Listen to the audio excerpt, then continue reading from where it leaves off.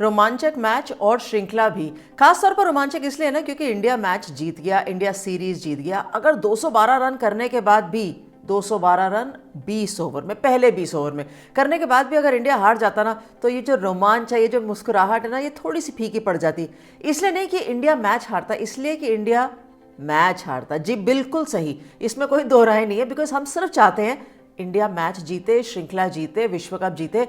और हर मैच विश्व कप की तरफ एक एक करके कदम है।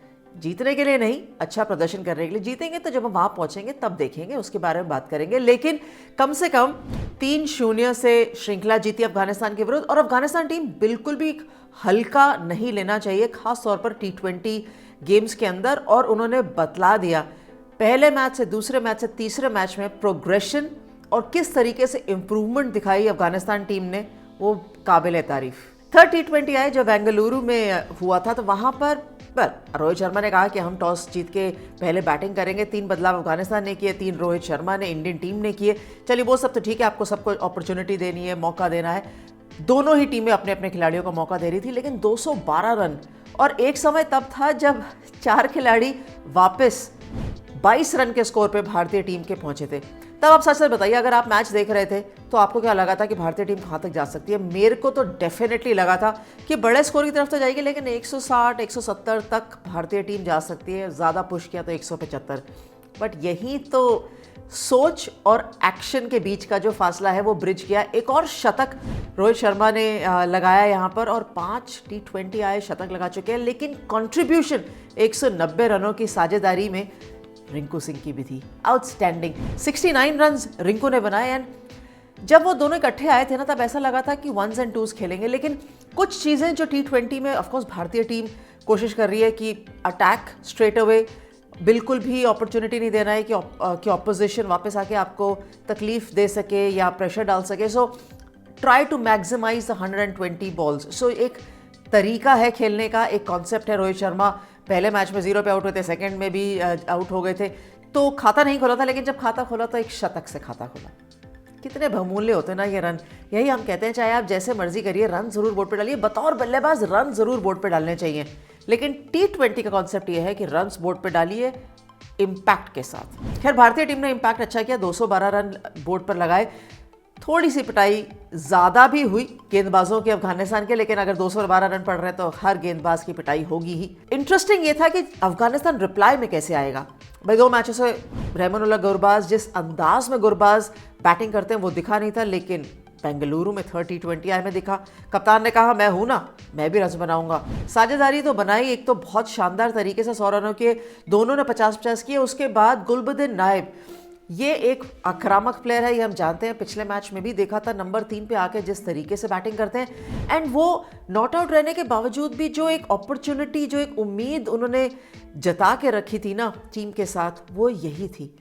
इसीलिए हम कहते हैं कि अफगानिस्तान टीम T20 आए में इनको बिल्कुल भी हल्का मत लीजिए। थोड़ा सा अनुभव ज़रूर कम हो सकता है, लेकिन उससे क्या फ़र्क पड़ता है। जिस तरीके से क्रिकेट खेलते हैं वो सबके सामने है। 212 रन, खैर सुपर ओवर गया या मैच टाई हुआ, लेकिन आप ये तो सोचिए कि किस तरीके से अफगानिस्तान मैच में बना भी रहा और उन्होंने कोशिश भी करी। एक समय तो ऐसा लगा था शायद जीत जाते, और जीत भी सकते थे। लास्ट बॉल पर 3 रन बन सकते थे, कुछ भी हो सकता था, चौका जाता, 6 रन जा सकते थे, लेकिन नहीं गया। रोमांच अभी बाकी था ना मुकाबले में। पहला सुपर ओवर आया तो चलिए, सुपर ओवर में अब 17 रन बनाने थे, भारतीय टीम 16 ही बना पाई। फिर से सुपर ओवर आया और फिर भारतीय टीम ने कन्विंसिंग तरीके से जीत हासिल करी। लेकिन पहले और दूसरे सुपर ओवर के बीच में ना कुछ टैक्टिक्स दिखी। रोहित शर्मा आए फिर से यशस्वी जायसवाल के साथ पहले बैटिंग करने के लिए। उन्होंने कहा नहीं, मैं पीछे से नहीं, मैं आगे से लीड करूंगा इस टीम को।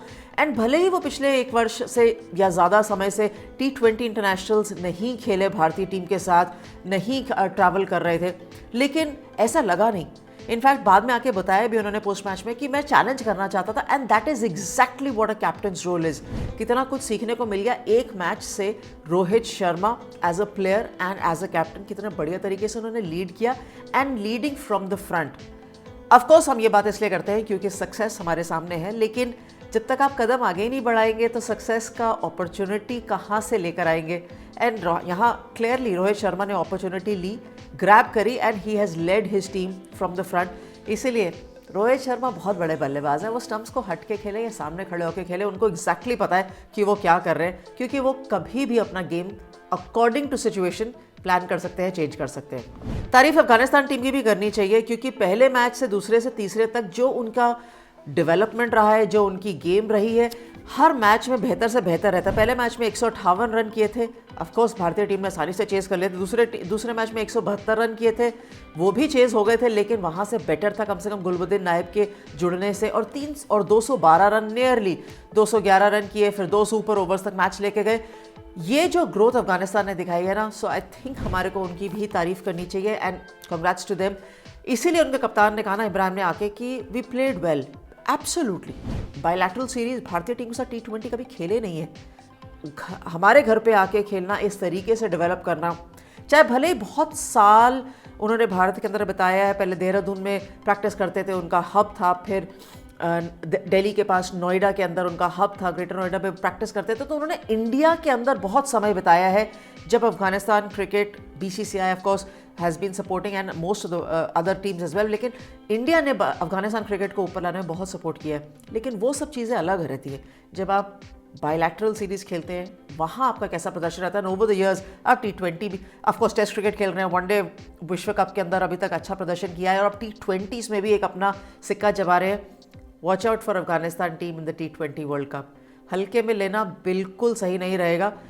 50 ओवर के वर्ल्ड कप में इन्होंने ऑलरेडी दिखा दिया है कि ये पुश ओवर्स नहीं है, they are here to stay.